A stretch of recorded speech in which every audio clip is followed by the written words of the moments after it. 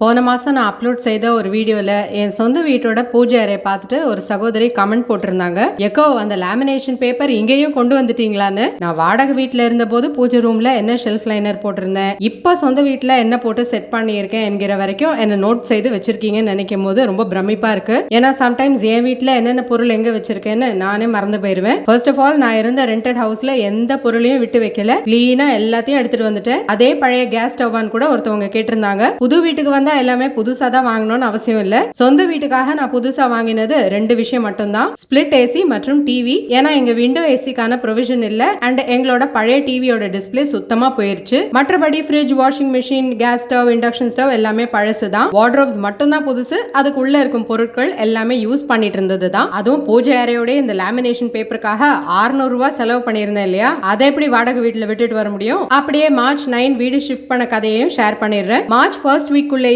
Rented ஹவுஸ்ல இருந்த எல்லா பொருட்களையும் நீட்டா கோணிகள்ல பேக் செய்து வச்சுட்டேன். ஷெல்ஃப் எல்லாம் கிளீன் பண்ணி வீடு ஃபுல்லா சுத்தம் செய்யும் வேலையும் இந்த பேக்கிங் போதே சைமல்டேனியஸா செய்துட்டேன். தேவையில்லாததெல்லாம் அப்பவே டிஸ்கார்ட் பண்ணியாச்சு. அதனால வெறும் அவசியமான பொருட்கள் மட்டும் தான் சொந்த வீட்டுக்கு வந்துச்சு. கோணிகள்ல நீட்டா பேக் பண்ணி வச்சிட்டதுனால ஷிஃப்டிங் ப்ராசஸ் நீட் அண்ட் ஸ்விஃப்டா முடிஞ்சிடுச்சு. மார்ச் 9 மண்டே மார்னிங் 7:30க்கு ராகுகாலம் ஸ்டார்ட் ஆனதுனால 7 மணிக்கே திங்ஸ் எடுக்க ஆரம்பிச்சிட்டோம். பூஜை ரூம் ஃபுல்லா ஆல்ரெடி கிரக பிரவேசம்காக செட் பண்ணியாச்சு. மற்றபடி ஹால், கிச்சன், பெட்ரூம்ல இருந்த திங்ஸ் தான் டிரான்ஸ்போர்ட் பண்ண வேண்டியது இருந்தது. கோணிகளை குவிக்கா வண்டியில அடிக்கியாச்சு. காலையில 11:30க்குலாம் திங்ஸ் சொந்த வீட்டுக்கு வந்து சேர்ந்துடுச்சு. அந்த வண்டி டிரைவரே பாராட்டினாரு. சில பேர் பாத்திரமா எடுத்துட்டு வருவாங்க, வண்டியில அடுக்கிறதும் டிரான்ஸ்போர்ட் பண்றதும் பெரிய தலைவலியா இருக்கும், ஆனா நீங்க பரவாயில்ல, அழகா பேக் பண்ணி வேலையை கச்சிதமா முடிச்சிட்டீங்கன்னு. மார்ச் 9 மண்டே ஈவினிங் என்னோட ரெண்டட் ஹவுஸ் இப்படிதான் இருந்துச்சு. 8 இயர்ஸ் நான் வாழ்ந்த வீடு என்னால முடிஞ்ச வரைக்கும் நீட்டா மெயின்டைன் செய்து என்னோட எக்ஸ் ஓனர் கிட்ட ஹேண்ட் ஓவர் பண்ணிட்டு வந்தாச்சு. இவ்வளவு ரெஸ்பான்சிபிளா இருந்தோம். அவர் இஷ்டத்துக்கு அட்வான்ஸ் அமௌண்ட்ல இருந்து மணியை பிடிச்சிக்கிட்டாரு. பெயிண்டிங் பண்ணணும்னு காரணம் சொன்னாரு. டெனன்ட்ஸ் நாம ஏமாந்த சோனகிரிகள், வாடகை கொடுக்கணும், மந்த்லி மெயின்டெனன்ஸ் பே பண்ணணும், அட்வான்ஸ் அமௌண்ட்டையும் பறி கொடுத்துட்டு வரணும். இத்தனைக்கும் நான் சாதாரண 4 டியூப் லைட்டை LED டியூப் லைட்டா அந்த வீட்டுல மாத்தி வச்சிருந்தேன். கோணிகள் சொந்த வீட்டுக்கு வந்த உடனே அந்தந்த பெட்ரூம் ஷெல்ஃப்ஸ்ல வச்சுட்டேன். அப்புறம் நிதானமா டைம் கிடைக்கும் போதெல்லாம் கொஞ்சம் கொஞ்சமா அடுக்கி வச்சுட்டேன். மொத்தமாவே திங்ஸ் டிரான்ஸ்போர்ட் பண்றதுக்காக நான் செலவு செய்த அமௌண்ட் 2500 ரூபாய். காலையில வந்த வண்டிக்கு 2200 ரூபாய் ஆச்சு. மிச்சம் இருந்த கொஞ்சம் திங்ஸ் மார்ச் 9 ஈவினிங் போர்ட்டர்ல ஒரு வண்டி புக் பண்ணி எடுத்துட்டு வந்துட்டேன். அதுக்கு 300 ரூபாய் ஆச்சு. பேக்கிங் ஃபுல்லா நான் பாத்துக்கிட்டேன். மூவிங் வேலைகளை என் கணவர் செய்து கொடுத்துட்டாரு. இதுதான் எங்களோட வீடு ஷிஃப்டிங் கதை.